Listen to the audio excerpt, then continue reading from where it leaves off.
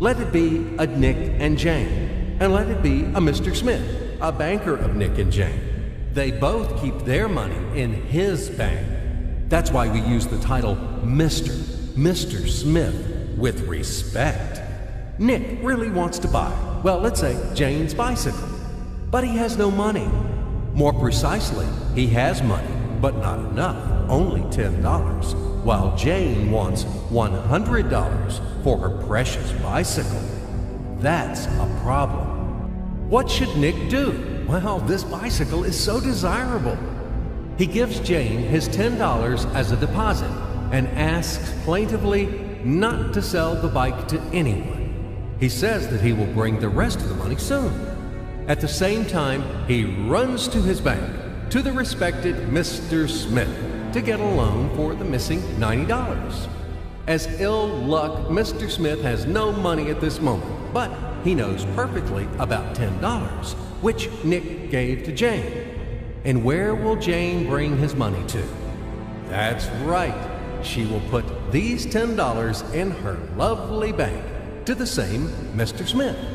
Therefore, Mr. Smith asks Nick to come back tomorrow in the hope that tomorrow he will get these $10. And everything happens this way. The next day, Jane brings $10 to the bank. The bank provides Nick these $10 on credit. Nick immediately gives them to Jane. She again puts them in a bank. The bank again provides Nick these $10 on credit, etc. As long as Nick the fool will gather enough money for the bicycle. Don't you get confused yet? Be patient, I told you. These demons have been trying to confuse you during 1,000 years. These damn economists and financiers. But anyway, we will figure everything out. So what do we have in the end? Nick finally got the bike from Jane. Wow! But at the same time, Nick owes $90 to the bank, Mr. Smith, and the bank, in its turn, owes $100 to Jane. In other words, those $10, which existed initially, have magically turned into $200, $190 of debts plus real $10.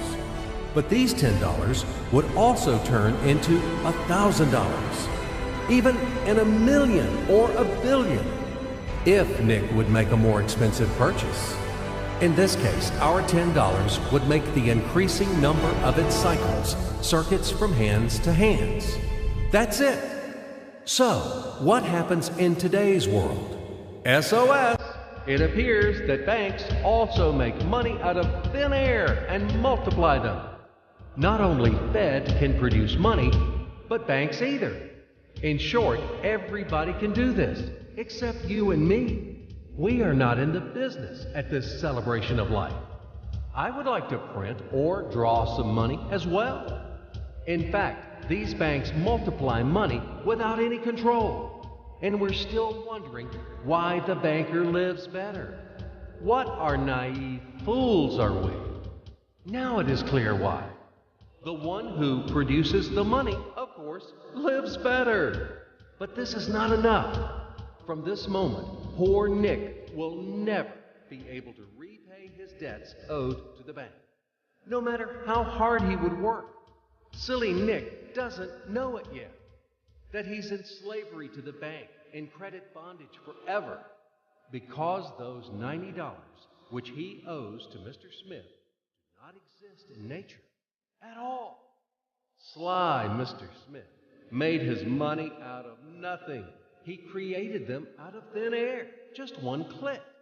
And $10 turned into $200. Yes, but you can object